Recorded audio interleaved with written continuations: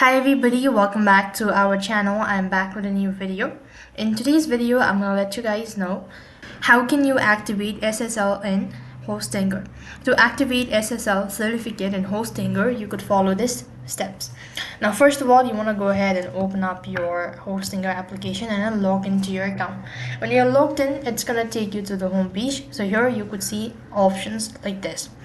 In order to set it up, you could also find the setup SSL certificate activation, or else your interface might be different. So here what you want to do is, while you're on this page, you want to go to dashboard, and as you click on dashboard now, you want to go ahead and click on WordPress. You want to go ahead and scroll down a bit and you could find this dashboard section. So you could either go ahead and force HTTPS, you could enable that, and next thing you just have to go ahead and scroll down a bit, and under speed and security you could find SSL certificate. To activate it, click the activate button, follow the prompt, and you have successfully activated SSL certificate in Hostinger.